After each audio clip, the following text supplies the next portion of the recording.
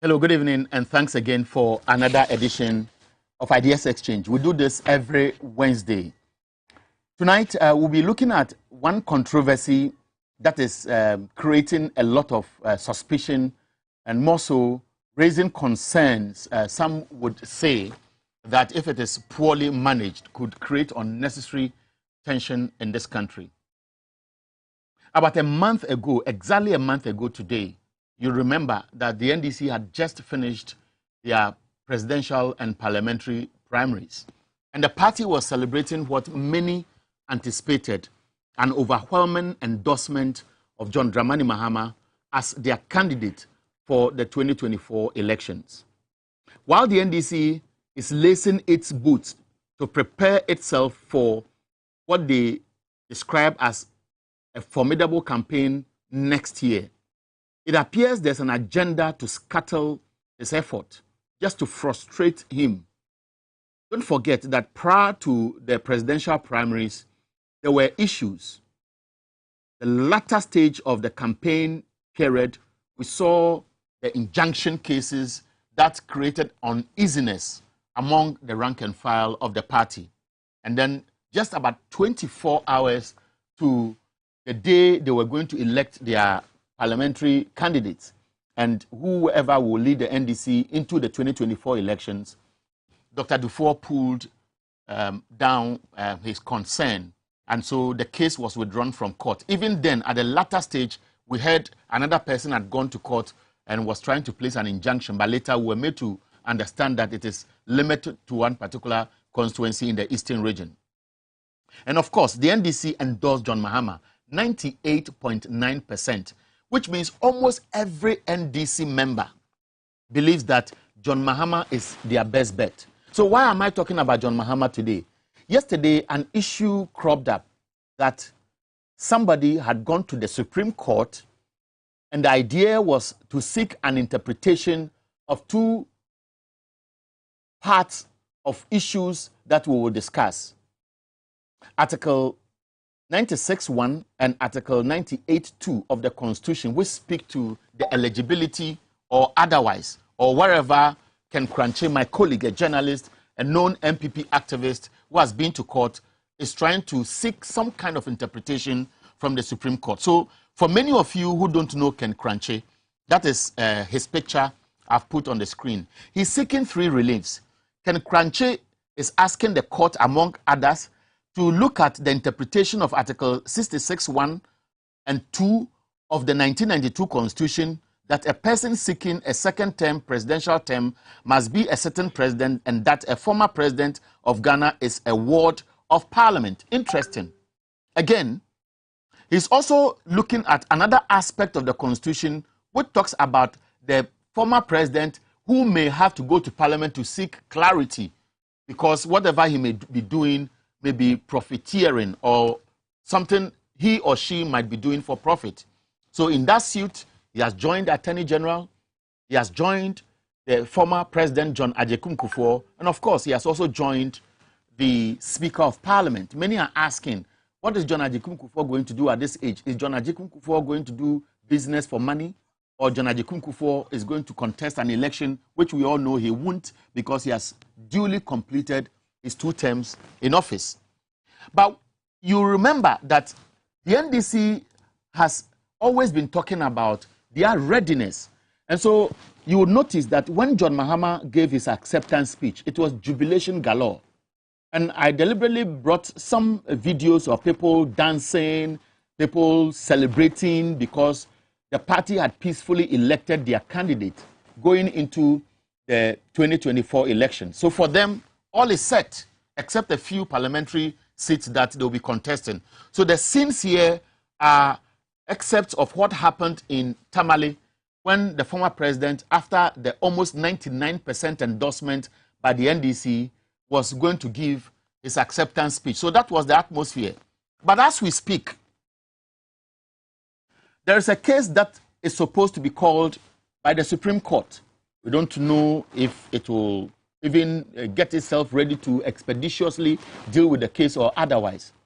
But the reason why it is of concern, and you know I've been speaking to issues about security, politics, because I read around some of these subjects because I am interested in it. Just recently, not more than 2 weeks ago, and if you don't know, Senegal is burning. Senegal is burning because the opposition leader, the main opposition leader, has been jailed for 2 years. Why? That he's corrupting the youth. And so those are the scenes in Senegal. It is only a reflection of what goes on in some parts of Africa, where people get the opportunity to lead and they don't want to leave power, and the machinations are calculated in such a way that they either frustrate the opposition or think that they have access to the military or the police and then use them against the people. And so there you see, that's Senegal. And that's the crisis. I'm not linking Senegal to what is happening. But for many of us who follow politics, follow international discourse on some of these related issues, we can only continue to flag things that create unnecessary tension in this country. So tonight, we want to get the full response from two parts of NDC. One is the legal fraternity of the NDC, and so I spoke to the Director of Legal Affairs, Abraham Amaleba, on how they understand this suit. Of course, many of you have listened to the public debate on what Ken Kranche has done. But I have a few questions, and I put these questions, and I'll share them on the screen. I want you to think about these questions before I even speak to those I've lined up for this evening's program.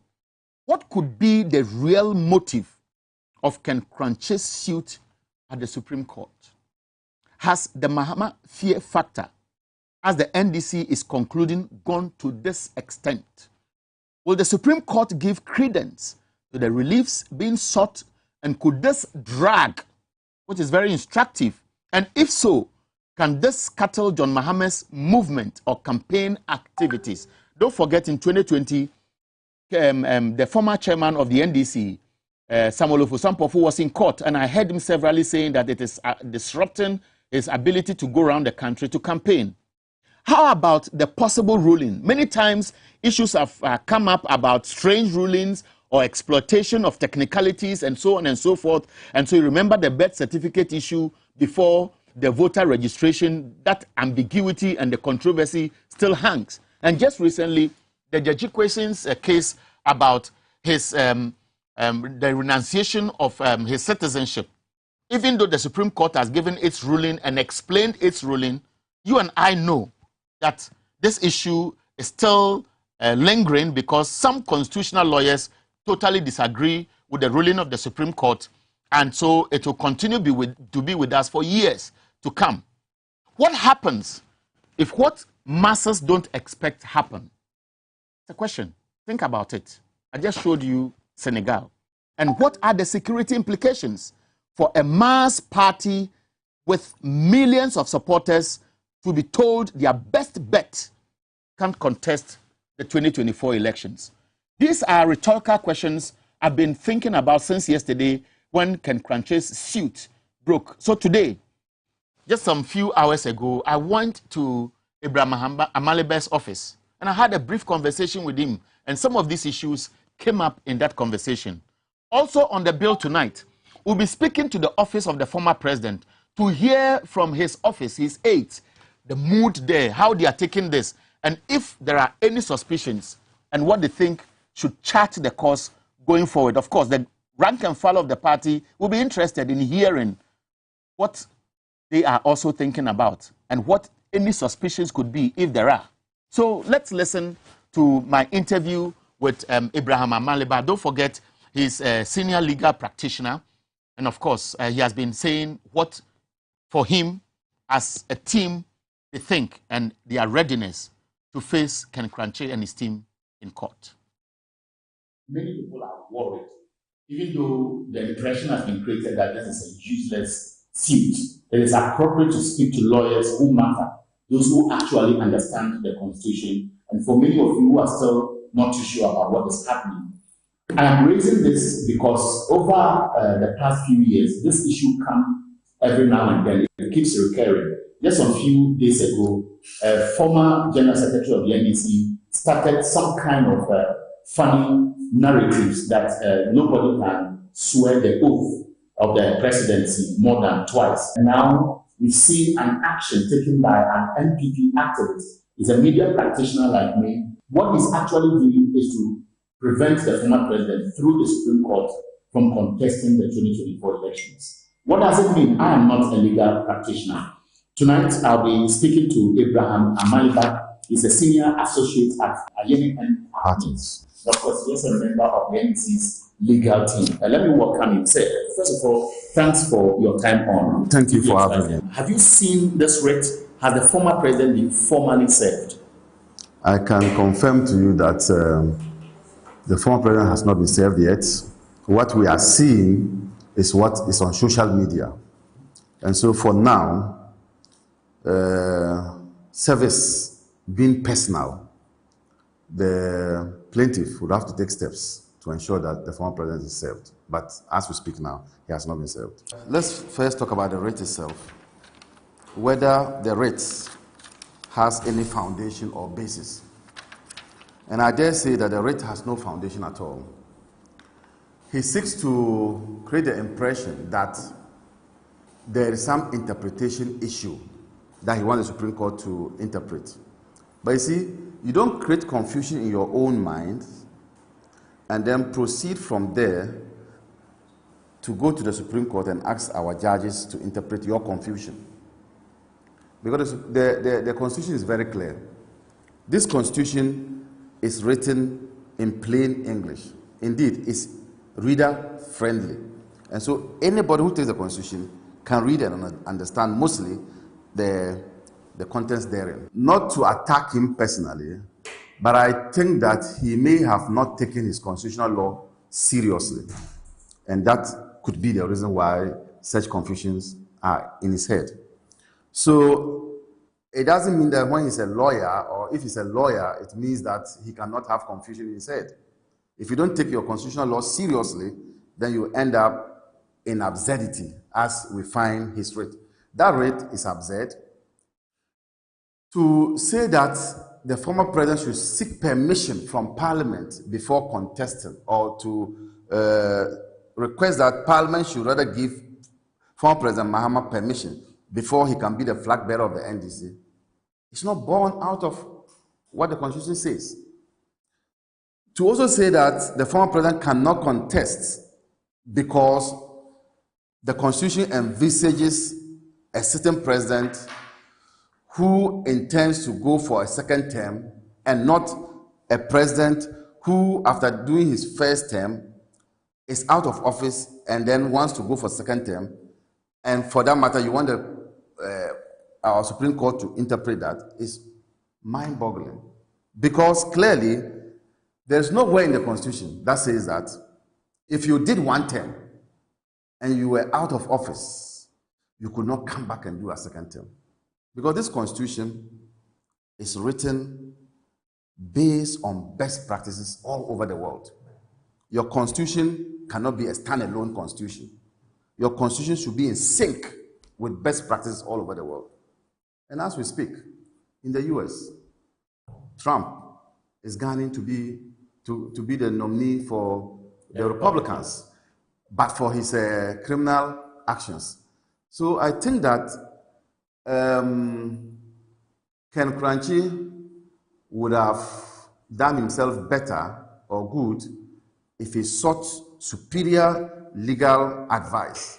I say superior because I'm sure he's still new in the law. And so when these matters come up, you need to consult your seniors and to find out what the situation looks like. It is wrong. One of the interesting reliefs in Ken Kranchi's suit is buttressed on Article 68(2) of the Constitution. And if you look at what the summary is, basically it's talking about the fact that as a former president, whenever he wants to hold any office for profit, he should seek permission from Parliament. And so he's suggesting that the attempt to contest the election again is almost falling within this particular clause, and so it is breaching it. I don't understand the law. So what he's trying to say is that a former president cannot hold office of profit, any office of profit. So the question you need to find out is, one, being a flag bearer of the NDC now, is it an office of profit? The answer is no. Contesting to become the president is not also an office of profit. Nobody pays you when you are contesting to become a president. It is only when you win the elections and you become the head of state or the president that you will be, getting some profit because you will be paid remuneration. But at that time, you cease to become a former president. So once again, he's gotten it wrong. Once again, I think he will need some constitutional law tuition around it. That means the state is taking care of him because as a president, not as a former president, on legitimate terms yes, for his second term. Exactly. And therefore, this argument of 68 does not hold because clearly, as we speak, he's not holding an office of profit. When we start campaigning for him to go and contest, he's not being paid any profit. And then when he enters into the presidency, the exception is provided there. There, he will be paid remuneration. But at that point, he's no longer a former president.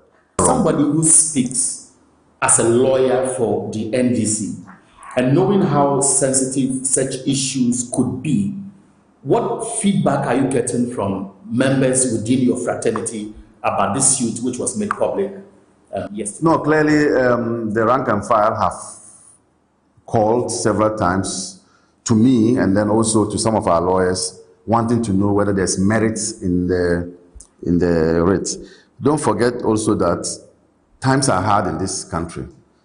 We have bad governance. We have a situation where the economy has sunk so low, and so people are looking out for who can come and salvage them. And so all hopes are on former President Mahama. And so with this suit, frivolous as it is, or it can be, people are still worried that, does that mean that the former president cannot contest? And I dare tell them that that is not the case. Over the past few years, you realize that the Supreme Court, which many have looked up to interpret the law, has given some rulings that has surprised the NDC as a political party. One has to do with birth certificates, with the issue about renunciation of citizenship. Now, if you look at the Constitution and how the Supreme Court sought to, there was no direct provision which speaks to the issue that your birth certificate would be the foundation for your nationality. There's no specific provision in the Constitution that speaks that language. But in this case, the provisions are very clear.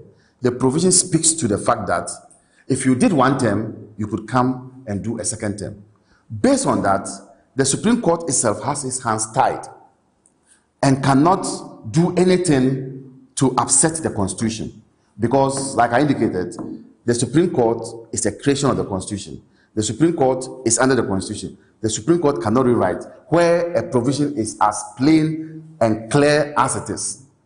So, yes, there are instances where the Supreme Court has passed or made a ruling and people have become agitated. This is because in those cases, there hasn't been a direct provision in the Constitution that speaks to those issues. But I'm saying that in this suit, it is clear under the Constitution that if you did one term, you can come and do another term. So the Supreme Court cannot rewrite the Constitution and insert a provision and say that if you did one term, that is the end, you can't do another term. What do you expect? Because Ken Kranche has been speaking to the media. I heard him suggest in the conversation I monitored that he first petitioned Parliament to look at this particular concern he has, and Parliament didn't bother him. And that is the reason why he's going to the Supreme Court. You expect the court to set a date to listen to this, or on the face of the writ itself, if it is useless, that is going to end it? In the US, they have what is called the sieving methodology. It's not all cases that you file that end up in the Supreme Court's table. So if this were in US, I would say that this is one of the cases that will be thrown away and will not appear before the judges. But in Ghana, we don't have that method. So it is for the judges at the Supreme Court to determine what they want to do with the suit. But you see, his petition to the Parliament was not responded to because he was at the wrong forum. You don't petition Parliament on a matter that Parliament is not seized with the authority.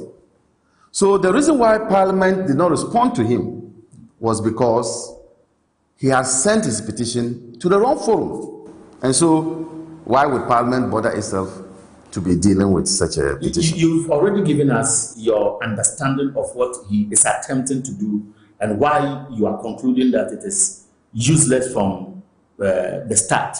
But can you fathom why for somebody like Ken Kranche will join the Speaker of Parliament, former President John Agyekum Kufuor, and the Attorney General? Don't you think he knows what he's doing? Perhaps somebody is behind him. He's an MPP activist, and some have said that the MPP itself is afraid of John Mahama and they would want to do anything to frustrate him. First and foremost, by joining former President Kufuor and the Speaker of Parliament, clearly it's a smokescreen. His target is actually former President Mahama and not former President Agyekum Kufuor or the Speaker of Parliament. Next is that you realize that as far back as 2020, Ken Kranche raised this issue, and you had lawyers in the MPP, accepting his position. So, for instance, in 2020, when Ken Kranche raised this issue, you had no less a person than the Deputy Energy Minister. What's his name? The MP for Sekendi. Ejapa Mensah. Corroborating and agreeing with him. So for them to come back this time again, clearly you can see the nexus that the MPP, Ken Kranche, are in cahoot so as to ensure that the Supreme Court is used to stop former President Mahama from contesting. It is also very clear that the only person that the MPP fear, as we speak today, is one politician whose popularity grows each passing day, and that's former President Mahama. Now, you want to find out from people why a government that is failing and is not able to deliver the goods will still be interested in being in government when the people of this country are suffering under their tutelage. So it's a grand scheme, and I've chronicled from 2020 the lawyers who were also behind and are MPP, and we know Ken Kranche is an apology of an MPP. So putting all this together, not just taking them one after the other, but the combined effect of putting all this together is that the MPP would be behind what is happening. The NDC has expressed surprise at the Supreme Court over some rulings before. Will the NDC be surprised if anything happens outside your appreciation of the Constitution today? I can tell you that those who are sitting at the Supreme Court also would take into consideration the mood of the nation. And in taking the mood of the nation into concern, I am of the view and conviction that nothing untoward will happen. Like I indicated earlier on, because the rules are clear, nobody will do anything in the Supreme Court to upset these rules.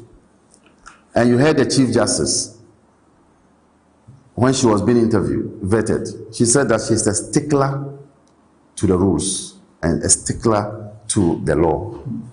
And I can tell you that this will be one of the cases where, at the end of the day, the Supreme Court will slap a heavy fine on the plaintiff. It is interesting. This is Ideas Exchange on TV XYZ. My guest is Abraham Amalepa. This is just a short interview because many people are even saying that people should not even give leverage to the NPP or its appendages to set an agenda just to frustrate the former president. There's a man who won over 99% of votes when the NDC chose one of three candidates who contested for the presidential slot. So it will so suggest that almost all NDC members are throwing their weight behind former President John Dramani Mahama. So what is happening actually has security implications. Now, to wrap up, Mr. Maleba, if ordinary Ghanaians, NDC supporters, whoever, even NPP lawyers are listening to you, what will be your last message? My last message to them will be that they should all calm down, that this suit or this writ filed by Crunchy is nothing less than what I would term as legal gymnastics, legal somersaulting, and legal semantics meant to derail the progress of the NDC and John Mahama. At the end of the day, when the writ is served on former President Mahama, we as lawyers would come out and expose the baselessness of the suit. So they should be calm, and they can be rest assured that come 2024, former President Mahama will be on the ballot box. My last question, and this is of kind of political influence in terms of how you assess what has happened in the past. Going into the 2020 elections, the then chairman of the NDC was before court. And I remember at the time he was lamenting that go and come, fix this date, appear on that date, was frustrating his ability to move around. Are you anticipating that the court should deal with this expeditiously, or you appreciate what people perceive to be law and getting right rulings take time, and therefore it will grind slowly, for which reason will be to the disadvantage of the former president who is your client? Because this is a matter that is of national interest, I expect the Supreme Court to deal with this matter with dispatch. Don't forget that recently the Supreme Court has come under severe criticisms for waiting too long before giving their judgments. And when those judgments come, they become useless and of no effect. I.e., the former attorney, Auditor General's case exactly. Example. Yeah. So the Supreme Court are part of the society and they can hear what people say. So I am of the view that this will be one of the cases. If service is affected, then, and all the processes have been done at the registry, I am sure this will be one of the cases that the Supreme Court would deal with dispatch. Do you know if John Mahama has officially reacted to this, and what do you think should be going through his mind? No, he has not. Those of you who keep engaging him on legal matters. To the best of my knowledge, he has not reacted yet. But don't forget that this was already part of the rumors coming from 2020 till now. He's not surprised at what is happening. He also knows that he is the only one that the MPP fears because of his rising popularity. And so this is not something that the former president will lose sleep over. He is assured of legal protection. He's assured of protection from the lawyers, and so he can go to bed without blinking an eye. That I can assure you. So that was a conversation I had with Abraham Amaleba. He's the Director of Elections of the NDC, Felix Kwakye Ofosu, will be joining us on this program. I understand he just touched down and is probably just checking out from the airport. But hopefully, we are sure that in the course of this conversation, he'll be joining us. What we also want to do is to gauge the mood of the average Ghanaian. Remember, this program is Ideas Exchange, and so we'll be announcing the phone lines while we buy time for Felix to settle well and then join us via Zoom, because just some few minutes ago we connected and he's ready to speak to us, to give us the perspective from the former president's office. Even though he's yet to be served, we just want to gauge the mood as far as this conversation is concerned. And of course, I want to ask our producers just to share the numbers on the screen for you to see while we prepare to take a short break, so that when we come back, I will engage you. When you call me, speak your mind. Feel free to say what you think is of interest to you as far as this topic is concerned. I may be probing some of the issues you'll be raising, and then we'll make this conversation very interactive while we buy time for Felix Kwakye Ofosu, a former Deputy Minister for Communications, and of course an aide to the former president, to join us via Zoom. So we'll take a break. I'll be back after a few minutes.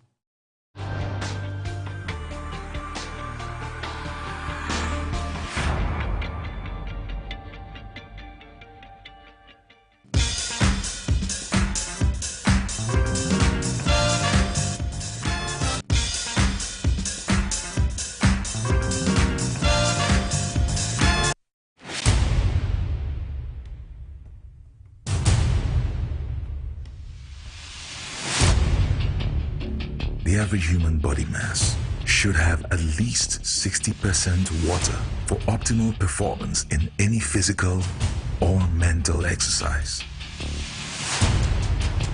We can help you maintain it naturally.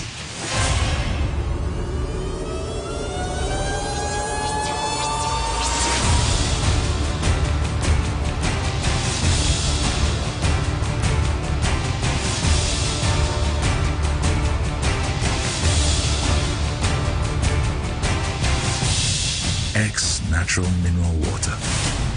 Simply natural.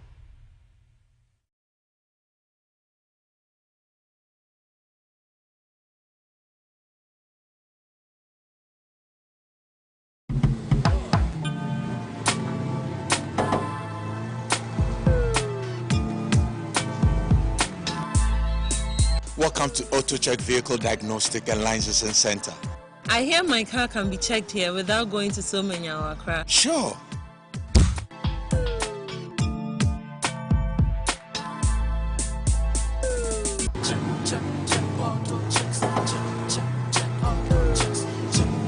Emission, check.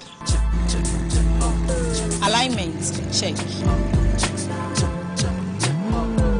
Brakes, check. Visit AutoChecks at Koforidua Aquadrum Road for the roadworthiness of your vehicle, from saloon cars to heavy-duty industrial vehicles. Madam, your car is now ready for the road. Thank you so much. Auto checks, check.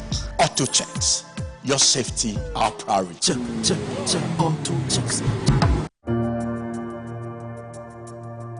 Welcome to the Royal Dazzle Event Center.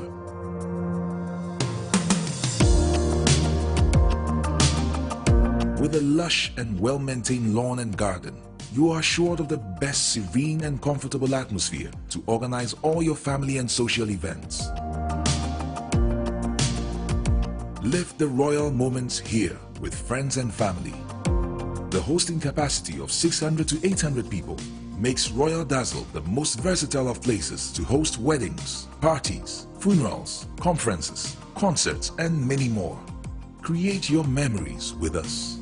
Call us for inquiries on 055-814-8585 or 024-620-2144, or pass by and speak to any of our friendly staff. Locate us at Myjohn, close to Zoom Lion headquarters. Royal Dazzle Event Center, creating memories.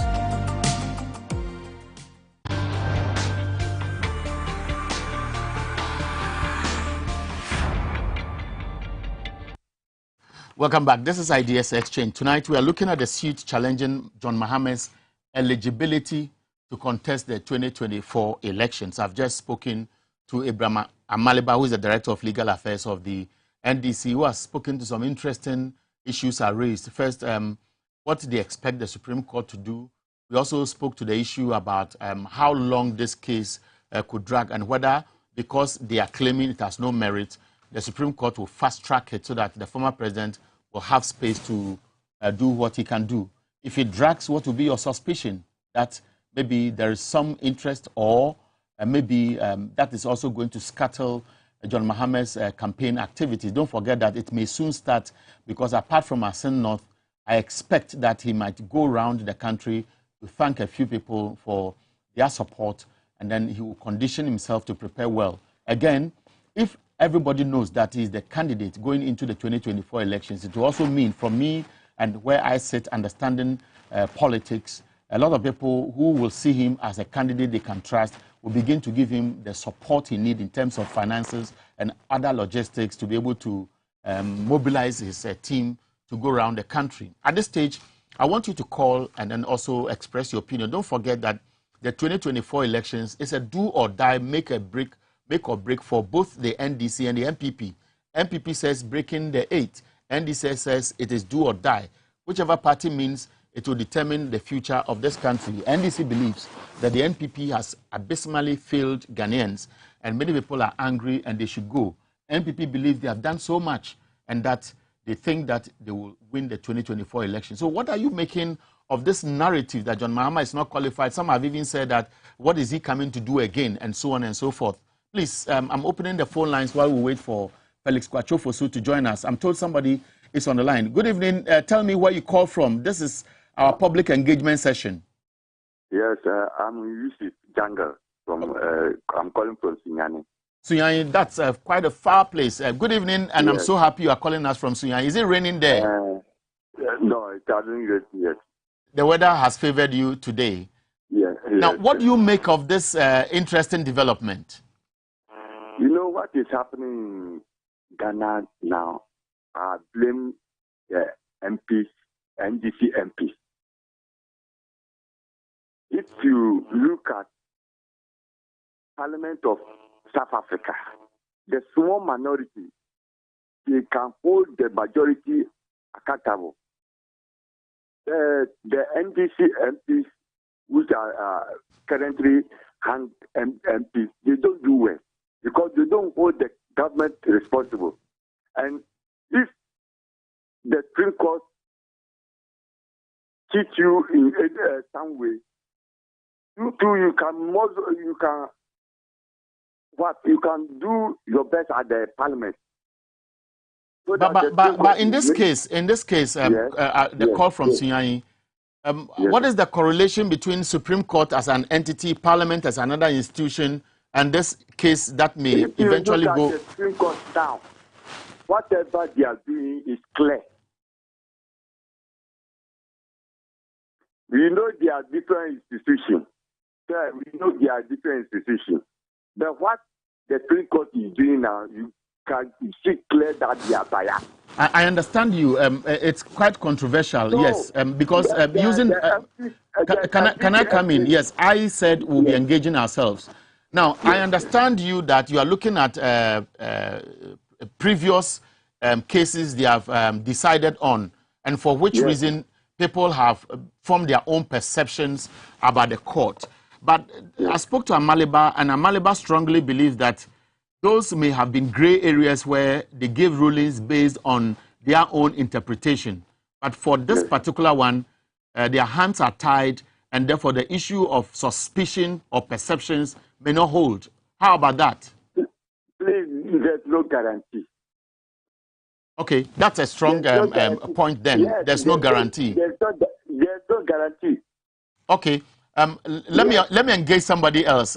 It's exciting. I wish you could be my next guest for another 5 minutes to do this. But there are other people lined up. So thank you very much, caller from Sunyani. Good evening. Good evening. How are you? I am fine. How are you too? Where's this call from?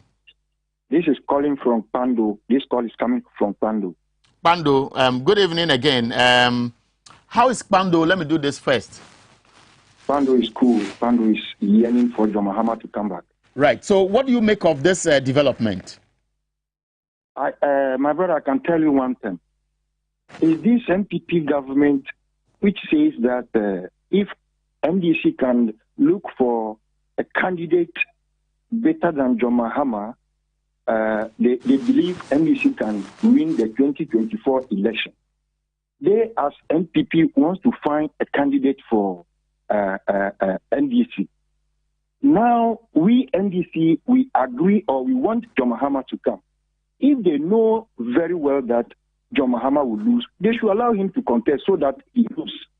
But they will not say that, oh, the man is not good, but still they don't want him to contest. Why? No, but I've heard, excuse me, what did you say your name is again? My name is Kilian Donko from Pando. Okay, so the impression I get after monitoring a few media houses this morning is that the MPP says that is Ken Cranch's own initiative. I've heard some NPP activists saying we have no interest if he's going to test the law by seeking the interpretation of a certain part or an article or another article. That is him. And the Constitution is quite old and it is not wrong for anybody to contest it. So why would you drag in NPP at this stage? I am dragging MPP in this case because when I heard lawyer Amaliba said in 2020, the same man who took John Mahama to court now did the same thing in 2020. And MPP lawyers were backing him. So what shows that they are not part of this? And I can also tell you that I believe they want to use this to divert the illegality that happened in the Galamsey issue that we are... That's Professor Frimpong Watten's case that is trending. Exactly. It is a strategy that they normally do when they have an issue that the whole nation is against. They find it. Let's find something to change. So let's throw in something there to divert attention. Okay, thank you very much. Exactly. I'm so grateful. Let me speak to somebody else who may have joined us as we speak. Good evening. Fine evening, boss. May I know where you called from, sir? Me person speaking Ghanaian language. Mpocho, a friend fi himfa. Me pacho, your friend me Audu Faila, me free one Chizungu, Bono region. Wow, thank you very much. And now I want to Surutana. Oh, so it looks like Ghana is a bit dry today. John Dramani Mahama. Yo, Mpachona, Asama, Ode Iguadona, Asama Yadia Jasono, because you speak Chi. Obi an echo court or a journalist. Congratulations, President Mama court to our evidence. Beyond what the court of Ghana, you better discussion. I know them come with them. My father, the echo to our Ghana, and Nuna, MPP Gumu, FSA, Iwamuyere. That is the issue. Because, Nipa Papini. We had the Echo to Ghana. We had the someone Echo to Fumbo India, Jeka. We have Echo to Monfon Juma Agu, Economia Agu, Market Juma Musu, Education and Koyi, Corruption, After Abanwe, Charge Bisu, and just bribe. I of course we are going to discuss it. Divisions who suffer companies suffer Ghana PGA. Okay. PPA. All right. Authority can't put it on for person and you're about ever for more. And you're okay. Of course, it's about for 2024. Your mama baby in 2025, your mama in ya, but Pianco forward the Padia Fabian, accountability. Yo, Medasi Bebre, because ye in command ye no, ye per se, ye de fa baby, ye to just a topic. No. Let me speak to somebody else on the line. Thank you very much, Bono, for your call. Good evening. Good evening. Yes, first identify yourself and where you called from, sir. Oh, okay. My name is Evans. I'm calling from Tema. Right here, Tema. Good. So, what is your own understanding or your own suspicions about this interesting development? Well, I see it to be some kind of diabolical something. You know, they're trying to turn the attention of Ghanaians from what is happening. They are failures. They just want to get people confused from, you know, thinking that maybe Mahama, you know, when they vote for him again, he's not going to, you know, the law will be dealing with him and all that. But, you know, I have my own problem now because the nation, as we speak now, what we are going through is very, very bad because we, the MPs, they are the main problem of this nation, especially the minority. They have really disappointed us. I don't know, they go to parliament and then instead of representing the people, because the people voted them there to stand in for them, to speak for them, so to better their lives. But it looks like when you vote for them and they go to parliament, what they do is that they go and think only about themselves. They become very selfish when you vote them and they go to parliament. How can they sit down and be watching a government in power always borrowing, and they sit down and do nothing about it? And then when they pass the law, then they will come back and now be chastising the government. The government has done this and they are not part of it and all that. How can they be doing all this things to us? Okay, so why are the politicians in this nation? Why have they become so selfish, greedy? They don't really think about us. I can gauge the tone. I'll be speaking to Jonathan Asante, who is a political science lecturer from the University of Cape Coast. He would have loved to join us via Zoom, but he's still driving. And of course, the car is quite dark and he may not be able to communicate with us. I told you Felix Kwachofosu should be joining this conversation around 7 p.m. We all confirmed that he will be joining us. I'm told he's just disembarking. And if you are lucky, we should be able to get him on the show. But I'm also getting an impression that there is some level of anger among ordinary Ghanaians, especially disappointment in the minority, because somebody cited South Africa, another person is just speaking to us from Tema, and they think that in as much as they have their own challenges in parliament with numbers, they can do more. So that is just free information that I'm sure those who are members of the minority should take. And going into the 2024 elections, it is a complementary vote from them and what people will choose to do if they want to vote for John Mahama. That will be brought together to determine whether MPP can win an election or NDC can win an election. So these are critical issues that I believe that those who are political animals following us will be interested in. Let me speak to you. Where is this caller from? Good evening. Good evening, sir. Your location, please. Yeah, I am Ken, not Crunchy though, reaching you from Nkoko. Nkoko, right. Thank you very much. Your submission, sir. Yes, sir. I see this as purely diversional. And I would only plead and suggest to the NDC that we should hold this thing, put it in a freezer somewhere, finish with a thin north, and then come back to discuss this. Okay, but let me ask you this question. It's a good point, and many will agree that it could be a diversionary tactic because John Mahama contested the 2020 elections. But some have said that, look, the Supreme Court has given some rulings that some have said is strange, but that's the apex court. But how did you feel when you saw the rate yesterday? Did you feel concerned? Did you feel bothered? Did you think that, oh, this is another waste, and therefore you are not even interested in getting the response of the NDC? Interested, yes, I am. But bothered, no.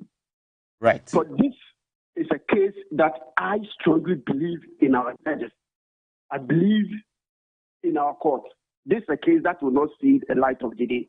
Thank you very much. I'm so grateful very much for your time. And so my producers are trying to connect Jonathan. He sent me a text message, and I think he had an interesting perspective as a governance or political analyst. But let me just pick one more, two more calls. Unfortunately, I have 9 more minutes. It means even if I get Felix, I may be running him through the interview. Good evening. Yeah, evening. Yeah, may I know where you are as we speak? I'm calling from A friend if you Tamale, okay, go ahead, sir. Today the avocado Osman. Pachoka, meet you. Okay, that's it. Good evening, any program now.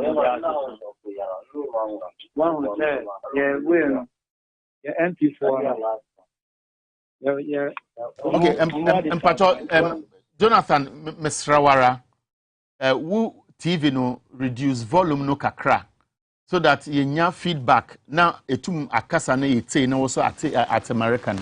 But if the TV set is on, there will be some feedback at the end. Pacho ayana. Pacho go ahead. Kasamiti. Neyem fan say. You say Uncle Court or China and also Ebia ya free asem no. Obeko hobi ana e de na obeye. My bed is Tamal. The demonstration I hear was on the American na Yo mate. But ya da si bebre. Okay. Thank you very much for your time. And so I don't know if I can pick one more call, and you were connecting me to Jonathan. If he's also on the line, let me wrap up with him, sir. Philip. Yeah, Philip, go ahead. Hello. Abu Sekendi. Abu Sekendi. But just say then. Oh, Sekendi, you Sekendi, lawyer Grace meeting. That's Grace Ahianyo. That's Sekendi parliamentary candidate. Sekendi. That's a lawyer Blake. Lawyer Blake. Lawyer Blake. Yeah. Grace, yeah. Sikado Keten. Yeah. Lawyer Blake. I'm about to go. Now, why are you holding Sekendi make a fool go while a bravo? Na masa masa nyabotar as American say bibia nyima offer enkomo yedi obi na court us John Mahama we the president da na John Mahama ohwe mbra na onyadza odo tum kobiom nti Supreme Court on chechrem iya sekune igom mbesiafo wonsam na yeken yo minyimpa nyabotar mam sekune because the federal asia gisi here ba Mahama will need more delegates to 2025. I'll tell you them. What 30 seconds when it tell my mind. If you mama put mama Ghana for tax today, it's beautiful. And some of the or your entity on another no assassin, or you're 100% or you're fully entity. Just to distort our attention from your fund and a sin of issues. Tell they can do because the Supreme Court today, me and know where banking are. What rule no what they say they haven't for my to come to couple. You know ruling the old kind of best certificate. It was not a best certificate or you can able to they came as a citizen of a country. Oh, okay. Best certificate. Couple what is going on? Okay. You have focus and you have focus. In Pocho you medasipi the embreno. You Pocho the embreno aso. Marama besekuni next week into ba show. Number Medasipi. I'll pick one more call and then I'll wrap up with a political analyst looking at the implications of what is happening. The last call, let me know where you are and let's hear your views.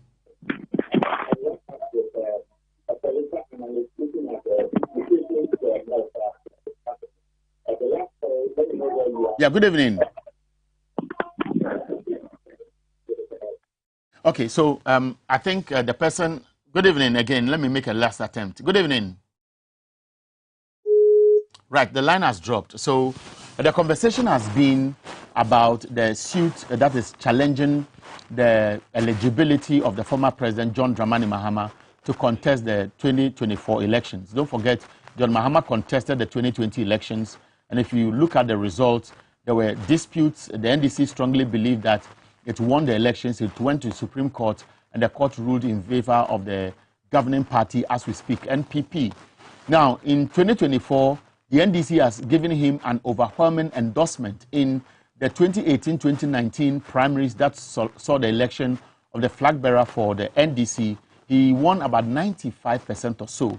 So it means that his approval rating in the NDC has gone extremely high, which would mean that millions of Ghanaians, almost everybody in the NDC thinks that John Mahama is their best bet.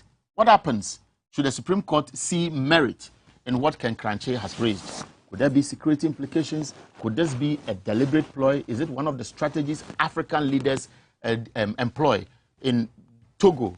That had been the modus operandi of the Yadame family, and you know the violence. Some of them came to Ghana to demonstrate. You go to Cameroon, you go to Mali, that was what created crisis there, Burkina Faso. In fact, many, even Cote d'Ivoire, Ouattara won because Gbagbo didn't want to go. There was some violence. Ouattara was supported by the French and the West He was brought in and he has manipulated the constitution. And Ouattara is sitting there, and the French government is comfortable because they've seen Ouattara as, I'm using it advisedly, they are puppets, and because of that, they don't see anything wrong about what the Ivorians are talking about. And many other countries have had this experience. And here we are in Ghana preparing for the 2024 elections. And many are worried that such development, especially when the government believes strongly that they can bring the aid and many machinations are going on, many people suspect, look, this could be an issue of interest that we need to follow. Of course, I spoke to Abraham Amaliba, who has also given us perspectives either from suspicion point of view or from the legal point of view or his understanding of what the law is and why he believes that the reliefs being sought by Ken Kranche is things that will not go that far. But the other issue that anybody will be interested in is how long should we see the Supreme Court deliberating on this case? Swiftly, or they should take their time and be adjourning the case every now and then? If it happens, what will be your own conclusion? Again, this is also happening at a time when we all believe that the Electoral Commission as an institution has issues to answer. The NDC has already petitioned the diplomatic community, the Peace Council, the Christian Council, several other key stakeholders, including CSOs, about the appointment of two key individuals who are known MPP fanatics, apparatchiks, to the board of the EC. The president has gone ahead to swear them in. Kodeo has raised issues. The NDC went into their primaries to elect their presidential and parliamentary candidates because their concentration was there. And we know that after Asen North, they may come back to revive this issue. How far will this go? It is lingering. Just last week, of course, this week, the minority was raising questions in Parliament. First, I listened to Okujeto Ablakwa, who said it doesn't make sense for Electoral Commission to insist on sending a CI to Parliament to insist on what they sent there, because Parliament had taken a decision as a whole, because it was unanimous that they should go back and review the CI that is seeking to limit the registration of voters to the voter ID card. So all these things are just hanging. And I don't think that the NDC going into the 2024 elections, and very optimistic that they will win because the tide has turned towards or in their favor. And looking at the circumstances today, and an NDC which is looking more united behind a candidate who gave them so much hope in 2020, will just go to sleep over these issues. So technically, we are gradually warming up into an era where every now or then there will be an issue to talk about as far as the 2024 elections are concerned. Of course, I've just received a message. Of course, apologies. Felix had a little challenge and has not been able to join us via Zoom as we agreed.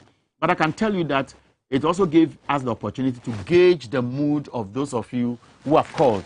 It is interesting to know that at least about 3 or 4 of you who spoke passionately laid the blame on Parliament because you think that Parliament has not done enough to bring this government to its feet. But I'm told, just as I'm beginning to wrap up, Jonathan Asante is a senior lecturer, political analyst at the University of Cape Coast. Jonathan, I'm sorry I delayed in reaching out to you. People were calling and I couldn't resist them. I'm grateful again. Good evening. You're welcome, my brother. Thank you. And sorry to catch you late from wherever you are. I understand where you are. We couldn't have done Zoom, and I'm still grateful that you are on the line. Now, when you heard this suit, and after listening to the debate, pros and cons on radio, television, wherever, and looking at what African governments can do, what are your worries, or should there be? Well, of course, let me say good evening to our viewers and the viewers of TVXYZ. For me, yes, African leaders are capable of anything. But if the Ghanaian democracy is anything to go by, I think that nobody in his right senses will think that, well, somebody will want to do something untoward, and that's the more reason why something of that sort is taking place. But be that as it may, I think that the suit, I don't want to sound prejudicial, but it is more or less like a popularity contest. Mr. Ken Kranche his name, using his name to write his paper has not gone down well with people, and he just wants to excite the minds of Ghanaians, and that's the more reason why he's gone by such a suit. Because, I mean, some of the reliefs are just so ridiculous. But, well, that is how he wants it. So if it's not a matter of the fact that he wants to be popular, I mean, the merit of the case needs much to be desired. In my preamble, I made reference to Senegal. There was an interesting case. The opposition leader has been jailed 2 years, and the charge was that he was corrupting the youth. And because of that, we know that Senegal is not at peace. Soldiers have been deployed, cars are being burnt, people, at least 15 people had died as of, I think, last week or so. We are not thinking that Ghana will go that far, but of course, the fantasy will say that if your friend's beard is on fire, you may have to fetch wire and put by yours. I don't know whether I've paraphrased it properly.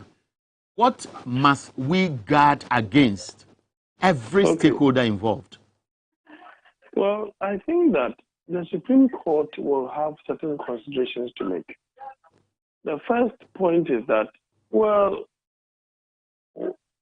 under what locus is Kankwanche, coming out with such a suit? Well, that locus is that he's a Ghanaian too. The point is that how will he be affected as an individual should the suit be thrown away? And of course, you will lose nothing other than, spending some kind of money. 3, now should the Supreme Court decide to rule in favor of the person who has, come up with a suit, the Supreme Court will have to consider the political consequences and, of course, the most important, the security implications. Look, Eric, don't forget that up to now, the e-levy suit that was filed by the minority and some few others, that particular suit is yet to be heard. The issue of what? A quorum, sorry. Do they have a quorum to approve the e-levy? And that is what, those people took to the Supreme Court of Adjudicature. And the same issue of quorum, when Justice Abdullah took it to the Supreme Court, it was hardly dealt with. And then the NPP majority group in Parliament, they were able to actually pass that particular issue. Now, you were able to do the same thing when it came to e-levy. So they have sent to the court that they did not have the quorum. How come they were able to take such a decision? And up to now, as we speak, Supreme Court is yet to come out with such a ruling. E-levy case. I've even forgotten. Yes. That's the point.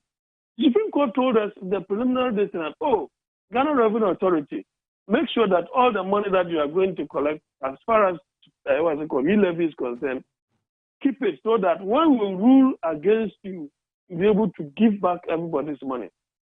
Eric, I think that is Kukwana's story.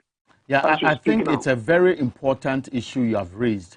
And I'm sure that is why somebody here who called into this program sounded a bit strong, and I was a bit worried because I don't want an issue where, because I don't understand the law, it will look as if I am denigrating the institution. But the fact is, you can criticize them. I was personally in court on that day when they gave the ruling that, look, GRA, go ahead, collect the money. And then there was a specific question that was asked in court. I was at the court, the Supreme Court, personally, that how can you account for monies that have been paid and how you may want to disburse them back to the people whose monies you have deducted if the case goes in favor of the minority. And there was some explanation that, look, that can be done, blah, blah, blah, blah. And how many months or years now? That case has been shelved. And it raises a number of questions. But I believe that they are all litmus tests that people are critically monitoring. But in conclusion, what would you advise? Well, I think that this is much ado about nothing. It is frivolous. And if you ask me, I think it's just a popularity contest.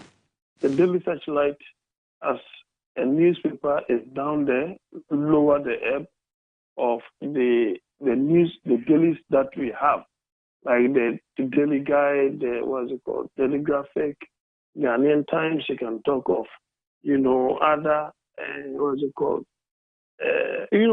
So the searchlight is down there.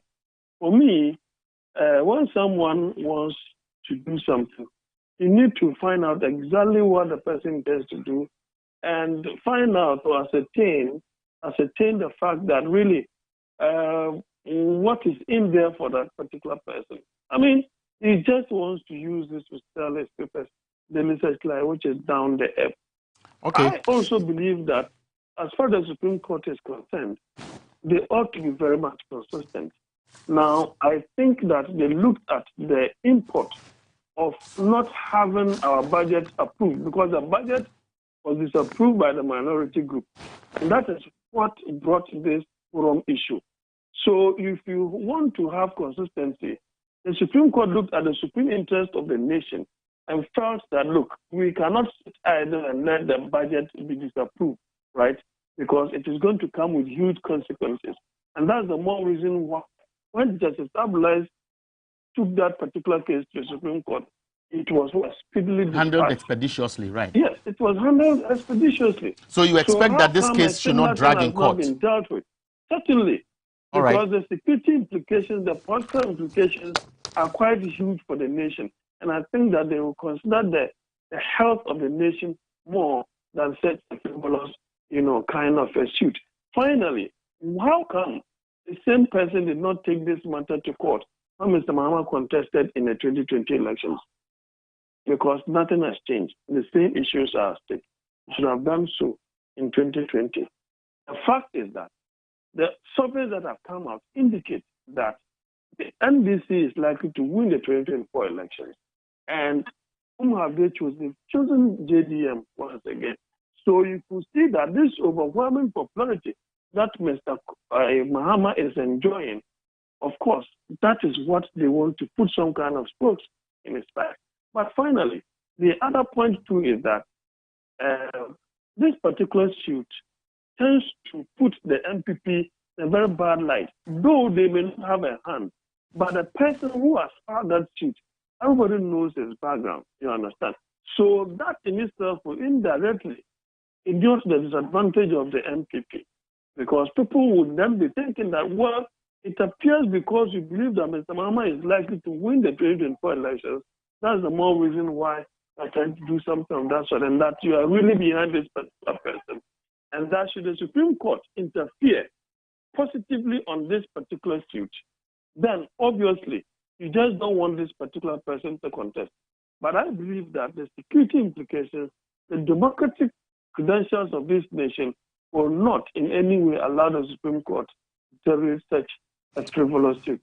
Thank you very much, Mr. Jonathan Asante. I can't thank you again I don't know the words I have to use to just paraphrase the words of wisdom you have shared to all parties interested in this case. I believe that at the appropriate time, we'll invite you to our studios and have a much more lengthier conversation. I want to say thank you to all those who called us into this program. A friend of mine is in Takrady, Michael Gau. I remember we were in Takrady together, Sky Power FM, then he just sent me a screenshot of our conversation, and he wants me to say, he just wants me to know that he's monitoring us keenly. Michael, to you and all those buddies in Takrady, secondary to specific, the Obo Towers and so on, I want to say thank you very much. A Nigerian friend of mine, Clifford, I sit with him most nights. He's also telling me that he's watching us. And so, Clifford, I pray that I can meet you tonight so that we have some malt to water down the thirst. And the last person, but not the least, is a good friend of mine, Della Tengi. He watches me every Wednesday with friends in a pub, large. Thank you, my producers, for giving me some additional 5-8 minutes. And thank you to all the producers for the show. My name is Ahianyo. Tomorrow between 1 and 2 p.m., catch this program again. Good night.